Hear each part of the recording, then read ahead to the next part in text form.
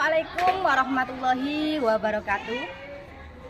Tabi pun, perkenalkan nama saya Sri Setioningsih, guru matematika di SMP Negeri 4 Bunga Mayang. SMP Negeri 4 Bunga Mayang terletak di Desa Isorejo, Kecamatan Bunga Mayang, Kabupaten Lampung Utara.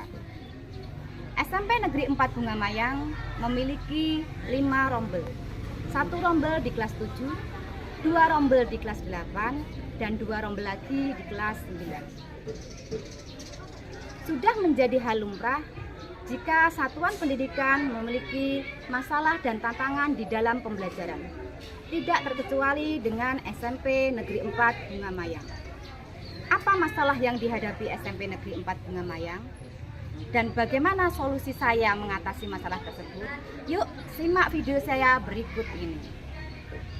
Di era serba teknologi, semua komponen sekolah sudah memanfaatkan teknologi, baik dalam sistem operasional kegiatan, administrasi kantor, laporan maupun pembelajaran. Dalam kegiatan pembelajaran di sekolah, peserta didik belajar menggunakan teknologi, baik komputer, laptop, maupun handphone Android. Hampir semua peserta didik sudah memiliki handphone dengan tipe dan merek tertentu, yang masing-masing mempunyai kelebihan. Handphone Android banyak membantu penggunanya, namun di sisi lain, handphone Android juga mempunyai dampak negatif. Beberapa dampak negatifnya yaitu peserta didik kecanduan main game, menonton tayangan yang tidak sesuai dengan usia mereka, dapat memiliki dampak buruk pada perkembangan peserta didik dan mengakibatkan menurunnya semangat belajar peserta didik, yang akhirnya menyumbang tingkat kenakalan peserta didik semakin pesat. Berbagai kenakalan seperti sering bolos, melakukan perundungan, dan sering berkelahi. Dari kenakalan tersebut, sekolah sudah berusaha semaksimal mungkin untuk mengurangi angka kenakalan, seperti pada peserta didik. Namun kenyataannya tiap tahun selalu bertambah tingkat kenakalan tersebut. Di sini saya berpikir bagaimana langkah saya agar kenakalan ini berkurang. Saya mulai dari diri saya pribadi, memperbaiki kualitas pembelajaran dan melakukan pendekatan terhadap peserta didik. Saya sebagai guru matematika yang sekaligus sebagai wali kelas 9A, saya melakukan pendekatan dengan strategi mencinta, yang merupakan kepanjangan dari mendidik dengan cinta. Untuk mewujudkan strategi tersebut, saya mulai dari diri sendiri. Dari hal kecil di kelas saya kelas 9A dan kelas lain yang saya ajar.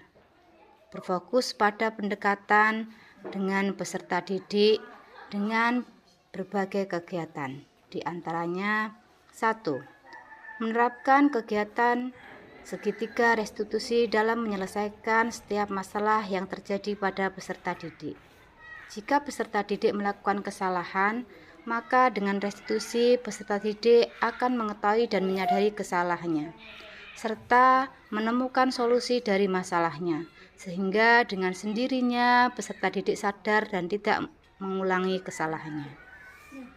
Kegiatan kedua yaitu menjalin hubungan dengan peserta didik dengan sukarela mendengarkan keluh kesah curhatan peserta didik melalui chat WA atau telepon atau ngobrol langsung saat istirahat. Kegiatan ketiga yaitu menjadwalkan berkunjung ke rumah peserta didik yang bermasalah di kelas, yang sering tidak masuk, sering telat, sering berkelahi. Dari kunjungan tersebut, saya akan mengetahui penyebab dari masalah peserta didik dan mencari solusi dari masalah tersebut. Program terakhir atau kegiatan terakhir yaitu 1 bulan 1 kali makan bersama, dengan membawa bekal dan dimakan bersama-sama. Saling berbagi dan bertukar lauk, akan terjalin ikatan kekeluargaan di antara guru dan peserta didik, dan peserta didik satu dengan yang lainnya. Dalam menerapkan strategi mencinta, yaitu mendidik dengan cinta, tidak sedikit kendala yang saya alami.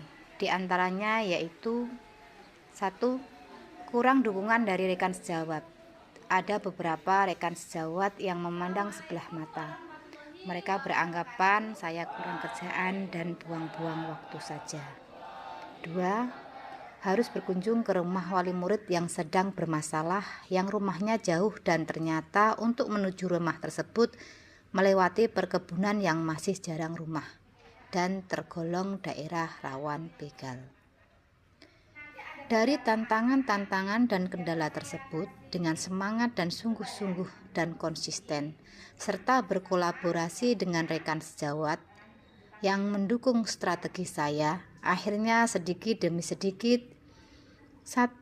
dapat membuka mata dan pemahaman rekan sejawat yang kurang mendukung menjadi sadar bahwa dengan cinta dan kasih sayang serta perhatian penuh kita akan mampu merubah kenakalan menjadi semangat belajar. Selanjutnya, membuka mata saya jika ternyata peserta didik yang sering bermasalah itu mempunyai latar belakang yang hampir sama. Di antaranya kurang perhatian dari orang tua. Ada yang orang tuanya cerai dan ikut salah satu dari orang tuanya. Bahkan ada yang dititipkan dengan neneknya karena kedua orang tuanya sudah menikah lagi. Di sini peran guru sangatlah penting. Dengan memberikan perhatian penuh cinta, mendidik dengan cinta akan menumbuhkan dan mengembalikan semangat belajar peserta didik. Mereka merasa diakui keberadaannya, merasakan kenyamanan saat belajar di sekolah, hingga peran guru akan selalu dirindukan oleh peserta didik. Peserta didik menjadi fokus merasakan belajar yang menyenangkan, aman, nyaman, dan penuh semangat. Bapak Ibu guru lebih bersemangat dalam mengajar. Guru sebagai fasilitator mampu menumbuhkan kesadaran diri pada peserta didik. Mengalihkan penggunaan handphone Android dengan kegiatan ekstrakurikuler, bela diri, paskibra, rohis, dan pramuka. Dengan memberikan wadah atas minat dan bakat peserta didik, diharapkan mampu menggali potensi yang ada pada peserta didik. Mampu meningkatkan interaksi sosial yang lebih positif. Kami juga berusaha membekali mereka dengan akhlak sehingga mereka mampu menjawab tantangan zaman yang tentunya tidak bisa dipisahkan dengan teknologi seperti handphone. Dengan berbekal akhlak, kami berharap mereka mampu berkembang mengikuti zamannya dengan positif dan terarah. Demikian strategi saya dalam upaya meningkatkan semangat dan minat belajar peserta didik di SMP Negeri 4 Bungamayang. Tanpa kolaborasi, strategi saya ini sulit untuk diterapkan.